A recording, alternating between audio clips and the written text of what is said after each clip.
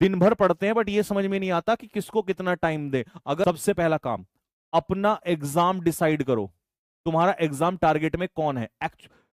देने तो सारे ही हैं बट कोई तो होगा जिसके तुम अभी कर रहे हो तैयारी, या जो एक एक एग्जाम जरूर माइंड में होता है।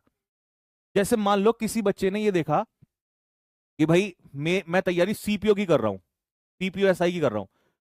अब स्ट्रेटजी वीडियोस देखने लग जाएगा, पता नहीं किस क्या बता रखी है सीजीएल की, उसको लगता है तो एसएससी नहीं। तुम्हारे एग्जाम में डिमांड क्या है वो सोचो।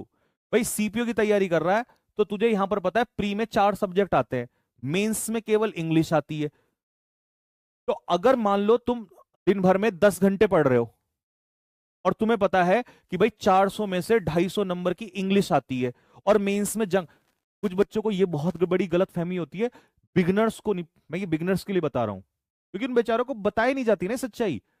उनको ये लगता है कि भाई मेंस की तैयारी तो मेंस पे होती है, कुछ नहीं होती मेंस की तैयारी मेंस पे। मेंस की तैयारी शुरू से ही चलती है, लास्ट के 1 महीने में तो मॉक टेस्ट लगते हैं और जो पढ़ा हुआ होता है ब्रश रिवाइज किया जाता है। तो ये निकाल दो दिमाग से, मेंस की तैयारी, मेंस की तैयारी तो 1 डेढ़ महीना मिलता है और उस 1 डेढ़ महीने में आपको टाइम है, जो पढ़ा हुआ उसको रिवीजन होता है। तो आपको पता है कि भाई 250 नंबर की इंग्लिश पढ़नी है, 50 नंबर की जीएस है, 50 की रीजनिंग है, 50 की इंग्लिश है और 50 का मैथ्स है। तो जिस सब्जेक्ट के 250 क्वेश्चन है, 250 नंबर है, जिसके दम पे ही पेपर सबसे ज्यादा निकलेगा, तो यार एक सीधी सी बात है ना कि 10 में से मुझे कितना, तुम बताओ, तुम ही बताओ कितना देना चाहिए। कम से कम अगर आप दे रहे हो तो आपको 10 में से, मैं एक रेशो बता रहा हूं भाई, आप 15 भी पढ़ सकते हो, मैं कह रहा हूं 10 में से कम आपको 4 घंटे देने चाहिए इसके लिए, कम से कम 4 घंटे। लेकिन अब इसमें भी एक अलग कैटेगरी है।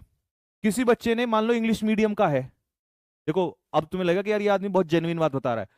कोई बच्चा इंग्लिश मीडियम का है और वो बच्चा कह रहा है मेरी इंग्लिश ठीक है, बहुत अच्छी नहीं है, तैयारी कर रहा हूं पर ठीक है, हाँ पीछे से बैकग्राउंड में ठीक है, तो उसे 4 घंटे देने की जरूरत नहीं है। वो कह रहा है जी मेरा तो मैथ्स बहुत कमजोर है, और मैथ्स रोल प्ले करेगा क्योंकि 50 क्वेश्चन है और रीजनिंग ज्यादातर की दिक्कत नहीं होती, रीजनिंग कवर ही कर लेते हैं। तो उसे मैं कहता हूं मैथ्स में भले ही चाहे मेंस में ना हो, लेकिन प्री तो मैटर करेगा ना। नंबर नहीं आए मैथ्स में, खराब हो गया तो मिलेगी नहीं पोस्ट जल्दी से। तो उसे 4 घंटे मैथ्स देना चाहिए, चाहे इंग्लिश के 2 घंटे कर दे। ये बात कोई नहीं बोलेगा, अपने सब्जेक्ट को लोग ऊपर ही दिखाते हैं। बट मैं कह रहा हूं कि अगर मान लो तुम्हारा इंग्लिश अच्छा है, ठीक है, तुम्हारा इंग्लिश अच्छा है, तो तुम इंग्लिश को 2 ही दे दो फिर, पर देना जरूर क्योंकि उसका रोल है बहुत बड़ा।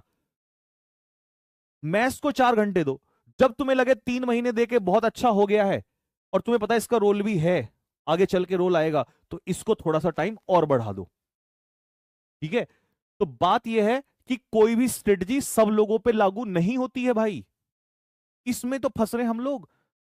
इंपॉर्टेंट यह है सबसे पहला क्या करना है, एग्जाम, जो मेरा टारगेट है, उस एग्जाम में मेरी क्या स्ट्रेंथ है। कोई तो अच्छा होगा, कोई खराब होगा, जो अच्छा है उसका टाइम अलग, जो खराब है उसको टाइम थोड़ा ज्यादा दो। समझ में आ रही है? जैसे रीजनिंग है, अच्छी है, क्यों टाइम दे रहे हो, 4 4 घंटे पढ़ रहे हो बेकार में, प्रैक्टिस करो उसकी, सीधा क्वेश्चंस लगाओ।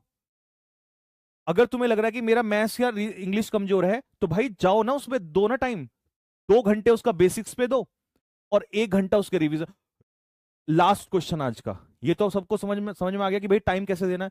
तो टाइम कैसे देना है, अपने एग्जाम को पहले डिसाइड करो, फिर उसमें पूछो कि भाई कौन सी चीज कितने की आती है और मुझे मेरा कमजोर क्या है।